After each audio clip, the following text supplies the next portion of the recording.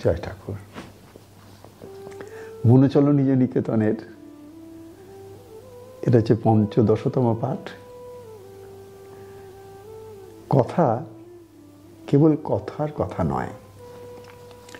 তো এটা একটু পড়ে দেখা যাক কি ব্যাখ্যা আসে এর থেকে একটু বেশি, যেটা আমাদের মনোচলো নিজ নিকেতনে যেটুকু লেখা আছে তারপরে আর কি আছে। বাক শক্তি, কথা বলার শক্তি ঈশ্বরের এক অতুলনীয় দান। কথা কেবল কথার কথা নয়, সে যে এক ব্রহ্মশক্তি। শব্দ ব্রহ্ম, তা আমরা সকলেই প্রায় ভুলেই থাকি। ভুলে যাই বাবা লোকনাথের কথা, জিহ্বাকে সংযত না করতে পারলে মুক্তির অধিকারী হওয়া যায় না। খুব বড় কথা, খুব বড় কথা। আরেকটু পড়ে নিই। কথার মাধ্যমে আমরা আশীর্বাদ করি অথবা আঘাত করি। কথার মাধ্যমে আমরা আশীর্বাদ করি অথবা আঘাত করি। বাক্যের অমোঘ শক্তি। কথাই কর্ম সৃষ্টি করে, প্রারব্ধকে বাড়িয়ে দেয়, ভালো করে মন্দ করে। সচেতনভাবে ঈশ্বর প্রদত্ত এই শক্তিকে ব্যবহার না করলে তাপ, পাপ অনিবার্য। ভীষণ সুন্দর সব কথা থেকে অনেক কথা আসে, এর থেকে অনেক কথা আসে। একটু ভালো করে তোমরা এই বইটা প্রত্যেকে যাদের কাছে নেই আমি বলছি, আমি এটা লিখিনি, যদিও আমার নিচে নাম লেখা আছে লেখকের জায়গায়। এই বইটা না একটা মেডিসিনের মতো। Medicine for what? Mental health, essentially mental health. কারণ কি জানো, আজকের দিনের সমাজের এমন অবস্থা, আজকের দিনে পরিবারে ঘরে ঘরে এমন অবস্থা যে মানুষের মানসিক অবস্থাটাকে স্থির রাখা, স্থির বলতে আমি বলছি স্যানিটিটাকে বজায় রাখা, বড় কঠিন হয়ে দাঁড়িয়েছে। খুব কঠিন চ্যালেঞ্জ, এটা এত সহজ নয় এখন। যদি আমার যে ইউটিউবের যে কথাগুলো আসে, তার যে প্রশ্নগুলো আসে, সেগুলো যদি পড়ি আমি, তখন দেখি যে সেই কথাগুলোই তাদের ছুঁচ্ছে, যে কথাগুলো তাদেরই পারিবারিক অশান্তি, সামাজিক, আর্থিক নানা রকম অভাব অনটন থেকে বিভিন্ন মানসিক অবস্থার পরিপ্রেক্ষিতে তারা এক একটা বড় বড় চ্যালেঞ্জের মধ্যে দিয়ে যাচ্ছে। এবং তারা সত্যি সত্যি চেষ্টা যে করে না তা নয়, চেষ্টা করে, কিন্তু ইটস ডিফিকাল্ট। এক কথা আমি বলবো, খুবই ডিফিকাল্ট। কিন্তু ডিফিকাল্ট হলেও সব থেকে বড় জিনিস সেটা হচ্ছে আমরা যতদিন পর্যন্ত আমাদের মনের ওপরে আস্থাটা রাখতে পারি, বা যদি বলো ঈশ্বরের ওপর আস্থা রাখতে পারি, তাহলে কিন্তু জানবে ঈশ্বরই তোমাকে তোমার আস্থা শক্তিটাকে বাড়িয়ে দেবে, বা আত্মনির্ভরতার যে ক্ষমতা সেটাকে বাড়াবে। তুমি যদি কেবল অসুবিধাগুলোকে, সমস্যাগুলোকে বড় করে দেখতে চাও এবং সেগুলো নিয়ে কথা বলো, তাহলে কি হবে জানো, ওই জিনিসগুলো আরো পুষ্টি পেয়ে যাবে। বারবার একটা কথা বলেছি, তুমি যেখানে মন দাও তোমার শক্তি সেখানে গিয়ে পৌঁছে যায়। খালি পৌঁছায় না, যেখানে তোমার কথাগুলো পৌঁছায়, তোমার মনের ধারণাগুলো পৌঁছায়, যার সম্বন্ধে পৌঁছায়, যে পরিস্থিতিগুলোতে পৌঁছায়, সেগুলোকে আবার আকর্ষণ করে টেনে নিয়ে আসে। খুব স্বাভাবিকভাবে বুঝতে পারছো যে আমাদের কত বড় সেন্স অফ রেসপন্সিবিলিটি আছে, যে আমরা মনটা কোথায় রাখছি। কমপ্লেন করে তুমি সেরকম কোনো কুল কিনারা করতে পারোনি, পাবেও না। বাট হ্যাঁ, কোথাও একটা চেষ্টা আমাদের আরো গভীর করতে হবে, আরো একটু বেশি করতে হবে। সেটা হচ্ছে কি করে এই পরিস্থিতিগুলো যদি এক্ষুনি অল্টার নাও হয়, এগুলো এক্ষুনি চেঞ্জ না হয়, যে জিনিসগুলো তোমাকে কষ্ট দিচ্ছে, ব্যথা দিচ্ছে, যারা যন্ত্রণা করছে, সেই ব্যাপারগুলোকে তোমাকে কিন্তু চিন্তাভাবনা করতে হবে একটু অন্য পার্সপেক্টিভে কি করে দেখা যায়। এবং সেই পার্সপেক্টিভে দেখার জন্যে কিছু কিছু ভালো বই তোমাকে পড়তে হবে, কিছু ভালো বই তোমায় পড়তে হবে। এই যে আমরা যখন এই বইগুলো পড়ি না, তখন যার একটা ডাইরেক্ট ইম্প্যাক্ট সেটা কিন্তু অন্যরকম। সেই বই পড়ার মধ্যে একটা জিনিস ভাবতে হবে যে আমি অনেক পড়বো না, একটু পড়বো, গিয়ে তার মধ্যে একটু ডোববার চেষ্টা করবো, একটু ঢোকার চেষ্টা করবো। কেন বলছে বাক শক্তি, কথা বলার শক্তি ঈশ্বরের এক অতুলনীয় দান। পড়লে তুমি পড়ে তোমার কি মনে হলো? হ্যাঁ, সত্যি তো বাক শক্তি মানে আমার কথা বলার, এই যে একটা আমি কথা বলতে পারছি, এটা ঈশ্বরের একটা বিরাট দান। বুঝলাম, কিন্তু ঠিক ততটা বুঝলাম না। এটাকে যদি বুঝতে হয় তাহলে আমাকে এই কথাটাকে নিয়ে আরেকটুখানি মনের মধ্যে আরেকটু ধারণা করার চেষ্টা করতে হবে যে এই যে বাকশক্তি বলছি যেটা আমরা, সেটা যদি ঈশ্বরের একটা অতুলনীয় দান হয়, এই দানটা কি বেসিক্যালি, এটা আরো কি? তখন এই পরের লাইনটা দেবো, কথা কেবল কথার কথা নয়, সে যে এক ব্রহ্ম শক্তি, শব্দ ব্রহ্ম, তা আমরা সকলেই প্রায় ভুলে থাকি। দেখো আজকের দিনে যদি একটুও চিন্তা ভাবনা করে দেখি, যারা আমাদের দেশে বড় বড় মনীষী হয়েছেন, মহাত্মা হয়েছেন, বড় বড় যোগী পুরুষ হয়েছেন, তাদের মধ্যে কিন্তু একটা শক্তি জেগেছিল, কি বলতো? বাক শক্তি। বাবা লোকনাথ বললেন যে ওনার বাক্য শক্তি কি হয়েছে দেখবার জন্য একবার একটা এক্সপেরিমেন্ট করলেন। উনি মনে মনে স্থির করলেন যে দেখি তো আমি কেবল কথা দিয়ে মরা মানুষকে জাগাতে পারি কিনা, যারা অলমোস্ট মৃত্যু পথে যাত্রী, সেরকম লোককে কি আমি বাঁচাতে পারি। সেই দিন থেকে অটোমেটিক্যালি, তো একবারে স্বয়ং ব্রহ্মের ইচ্ছা, তো উনি সঙ্গে সঙ্গে দেখলেন আশ্রমের মধ্যে সেই সমস্ত রোগীগুলো আসতে আরম্ভ করলো, সেই সমস্ত মানুষ আসতে আরম্ভ করলো যারা নানান রোগে ভোগে একদম সেই অবস্থায় এসে পৌঁছেছেন যেখানে ডাক্তাররা সব জবাব দিয়ে দিয়েছে, আর কোনো উপায় নেই, কোনো দিক থেকে যাদের আর কোনো উপায় নেই, তারা একে একে বারুদির আশ্রমে বাবার চরণ ঠাঁয়ে পৌঁছে গেল। তাদের একটাই উদ্দেশ্য যে বাবার কাছে পৌঁছালে তারা বাবার মুখ থেকে একটা কথা যদি পেয়ে যায়, তাহলে তাতেই তাদের সমস্ত রোগ ভোগ চলে যাবে, তারা সুস্থ হয়ে বাড়ি ফিরতে পারে।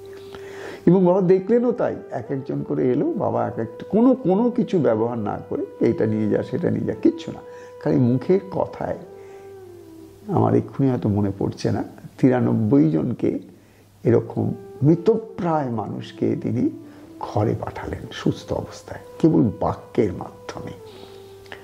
চিন্তা করতে পারো কেবল বাক, কতটা বাকসিদ্ধ তিনি, পূর্ণ কাম পূর্ণ আত্মকাম মহাঋষি তিনি, তার বাক্যের মধ্যে কি শক্তি যে কেবল যা বলছেন সেটা সঙ্গে সঙ্গে ফলে যাচ্ছে, সেটা সঙ্গে সঙ্গে হয়ে যাচ্ছে।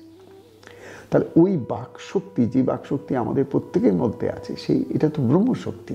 হ্যাঁ, আমরা সেভাবে বুঝতে পারি না, আমরা তো কথা বলছি, সারাদিনই কথা বলছি, সবাই কথা বলছে, আমাদের চতুর্দিকে সবাই কথা বলছে, একটা বাচ্চাও কথা বলছে, একটা বয়স্ক মানুষও কথা বলছে, ভালো কথা বলছি, আজে বাজে কথা বলছি, কথার তো শেষ নেই। কিন্তু কথাগুলো যে খালি কথার কথা নয়, এটা যে ব্রহ্মশক্তি, ভগবানেরই একটা অতুলনীয় দান বা একটা শক্তি বলছি, এই দানটাকে তো আমাকে বুঝতে হবে। বুঝতে গেলে আমায় কি চিন্তা করতে হবে? ভুলে যাই বাবা লোকনাথের কথা, জিহ্বাকে সংযত না করতে পারলে মুক্তির অধিকারী হওয়া যায় না।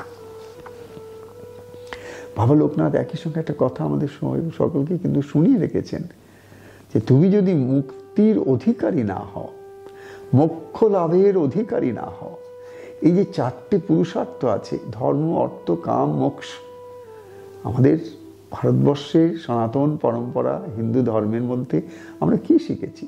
যে বেদ বেদান্ত উপনিষদ সব কিছু ঘেটে একটা জিনিস দেখেছি যে ওনারা সবাই ঋষি বাক্য একটা, যে তুমি কি করবে, তোমাকে এই চতুর্বর্গ, হ্যাঁ, ধর্ম অর্থ কাম মোক্ষ, এই লাভের জন্য তোমার কিন্তু মনুষ্য জীবন এসেছে।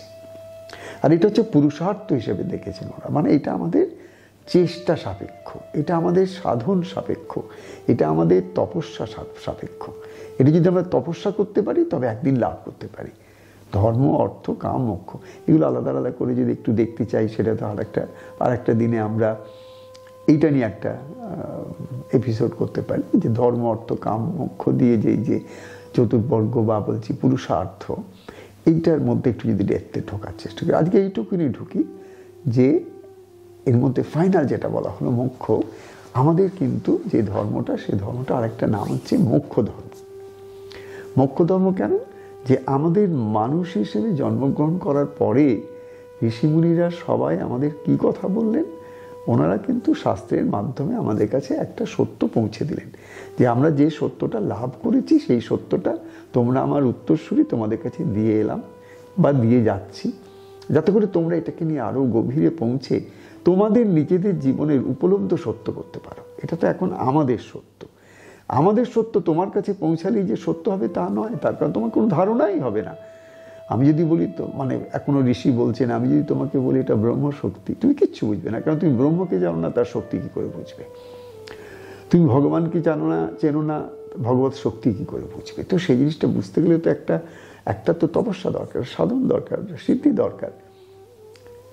কিন্তু বাবা লোকনাথ আমাদের মনে করিয়ে দিয়েছেন যে বাক সংযম হচ্ছে একটা সাধনার একটা ক্রম।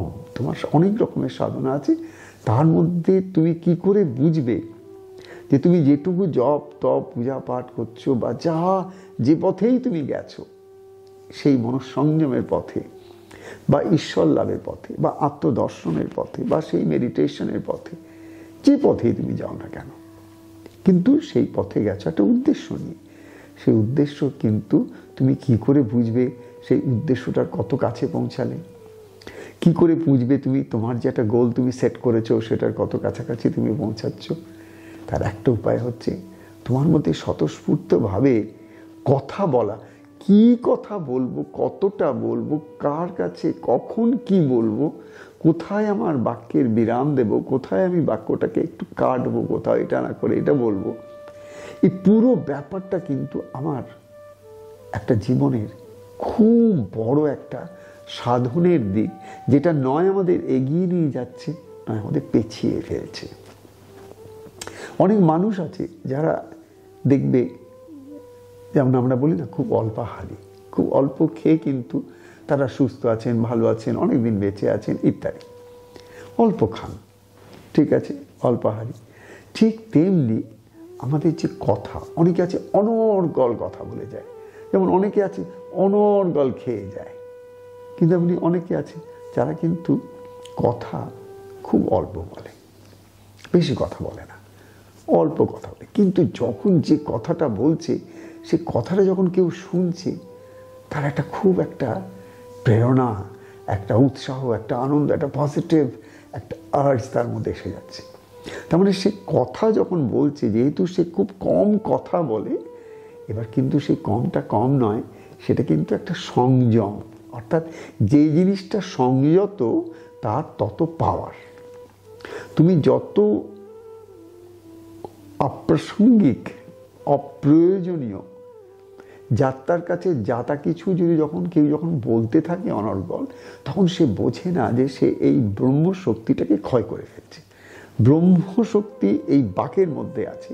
সেই বাকশক্তি যখন আমাদের এরমভাবেই ক্ষয় হতে থাকে, তখন একটু একটু করে কি হয়, আমাদের মধ্যে সাত্ত্বিক যে শক্তিটা আছে, সাত্ত্বিক যে দৈব শক্তিগুলো আছে, সেগুলো একটু একটু করে ক্ষয় হতে হতে আমাদের মধ্যে রজ এবং তমর আধিক্য করে, প্রভাবটা বেড়ে যায়। অটোমেটিক্যালি তোমার কাছে সাত্ত্বিক গুণটা যখন কমছে, তখন নিশ্চয়ই নয় তম নয় একটা রজ, সেগুলো কিছু বাড়বে, খুব স্বাভাবিক হবে, নাহলে সাত্ত্বিকটা কমছে কী করে। আবার সাত্ত্বিকটা যখন তোমার মধ্যে বাড়ছে, তখন কিন্তু এগুলো অটোমেটিক্যালি কমে যাবে। ঠিক তাই তোমাকে ভাবতে হবে যে আমার বাক সংযম সম্বন্ধে কিন্তু আমাকে ভালোভাবে খেয়াল রাখতে হবে, কারণ কথা কেবল কথার কথা নয়, কথা কেবল কথার কথা নয়। আমরা কথা দিয়ে আমাদের ভাগ্য রচনা করছি। আমরা কথা যা বলে এসেছি সেই দিয়ে আমরা ভাগ্য রচনা করে এসেছি। আজকে আমরা যে কথাগুলো বলছি সেই কথাগুলো দিয়ে কিন্তু আমার ভবিষ্যতের ভাগ্য রচনা করছি। এটা যদি আমরা ঠিক সেইভাবে একটু মনে রাখতে পারি, তাহলে কিন্তু খেয়াল রাখবে যে আজ নয় কাল তোমার মনের মধ্যে একটা সাধন সংকল্প বা একটা আমি ধর্মসঙ্গত একটা সংকল্প আসবে যে আমি এখন আর অপ্রয়োজনে কথা বলবো না। আমার মনে আছে আমাদের আনন্দময়ী মাও তাদের আশ্রমে একটা দিন বলতেন মা, যে তোমরা প্রত্যেক একটা দিন আসুক, যে দিনটা তোমরা সপ্তাহে একটা দিন মৌন থাকো, এবং ওনাদের আশ্রমে এই সমস্ত প্র্যাকটিস করানো হতো।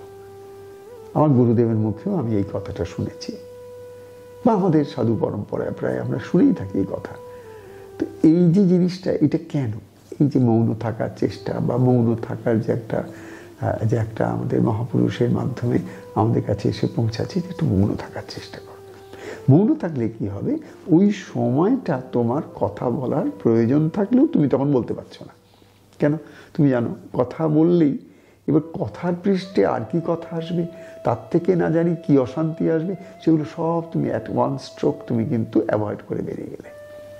তো ঠিক তেমনি কথা যদি আমাকে আনন্দ দেয়, তাহলে কিন্তু আমাকে সেই কথা বলা শিখতে হবে যে কথাগুলো ঈশ্বরীয় প্রসঙ্গ বা সেই প্রসঙ্গ যেগুলো আমাকে একটা পজিটিভ চিন্তার দিকে আমাকে এগিয়ে নিয়ে যেতে পারবে।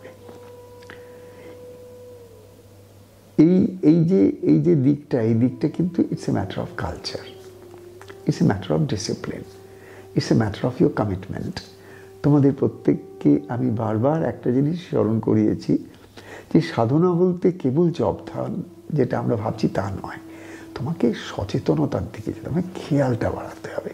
সংসারের মধ্যে থাকলে কি হবে, চতুর্দিক থেকে কিন্তু তোমাকে বারবার কিন্তু টেনে নেবার চেষ্টা হচ্ছে কি করে অশান্তিতে ফেলা যায়। তোমাকে সংসার 5 জন চতুর্দিক থেকে চেষ্টা করছে কি করে তোমাকে একটুখানি ঝঞ্ঝাটে ফেলা যায়। তুমি ভাবছো যে আমাকে কেন এরকমভাবে সবাই মিলে টানছে, আমি তো আমার জায়গায় থাকতে চাই না। তাহলে পরীক্ষা হলো কি করে? সংসার তো পরীক্ষার স্থল। এই পরীক্ষার মধ্যে দিয়েই তো তোমাকে প্রমাণ করতে হবে যে তুমি সত্যি সত্যি কি সেই ভগবত শক্তির অধিকারী হতে চাও, ভগবত দর্শনের অধিকারী হতে চাও, সত্যি কি তুমি গুরুর খুব প্রিয় হতে চাও। তা যদি চাও তাহলে তোমার কিছু কিছু জিনিস ছাড়তে হবে, কিছু কিছু জিনিস গ্রহণ করতে হবে। ছাড়বে কি? ছাড়বে সেইগুলোই যেগুলো তোমাকে পীড়া দেয় বা দিতে পারে। এক্ষুনি হয়তো দেয় না, কাল দেবে। কোনো একটা গসিপের মধ্যে তুমি সময় দিলে এক্ষুনি তোমাকে পীড়া দেবে না, কালকেই দেবে। ওই গসিপ থেকে কি জিনিস ক্রিপ করতে পারে, কি জিনিস তার থেকে ফিরে তোমার কাছে বাউন্স ব্যাক করতে পারে, ইউ ডু নট নো। সুতরাং জিনিসটা কিচ্ছু না, জিনিসটা হচ্ছে যে কিছু ছাড়া আর কিছু গ্রহণ করার মধ্যে আমার একটাই বক্তব্য, সংসারে থাকতে গেলে তুমি বুদ্ধি করে সেটাকেই গ্রহণ করো যেটা তোমার জন্যে একটা, যেমন একটা রোগী তাকে কি ধরনের আহার দেওয়া হয়, যেটা পাচ্ছ, যেটা সহজ পাচ্ছ, সহজে সে যাতে হজম করতে পারে। ঠিক তেমনি তুমি একটু বেছে বুঝে নাও কোন কোন পদগুলো, কোন কোন কাজগুলো, কোন কোন সাধনার অঙ্গগুলো তোমার জন্য সহজ পাচ্ছ, অর্থাৎ তুমি খেয়ে হজম করতে পারবে। মানে তুমি এটা যদি কমিট করো তুমি করতে পারবে। এর মধ্যে একটা হচ্ছে খুব প্রয়োজন না থাকলে চট করে কোনো কমেন্ট করবো না, কোনো কথা বলবো না, কোনো ওপিনিয়ন দেবো না, এটা আমার শেষ কথা। খুব প্রয়োজন না থাকলে মুখ খুলে চেষ্টা করব কোনো অপ্রিয় সত্য যাতে বারবার করে আমাকে বলতে না হয়।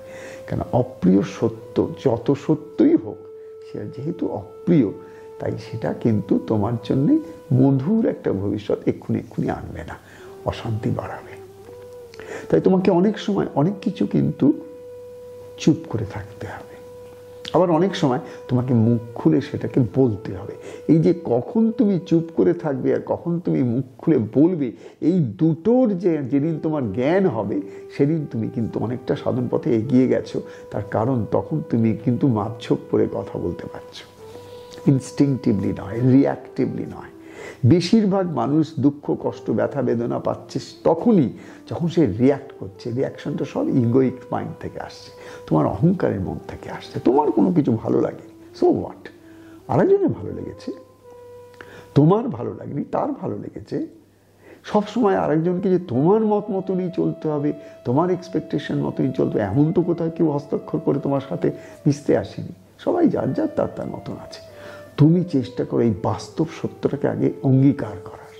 যেদিন এটাকে অঙ্গীকার করতে পারবে সেদিন তুমি কিন্তু এত আর এক্সপেকটেশনের জাল ছড়াবে না।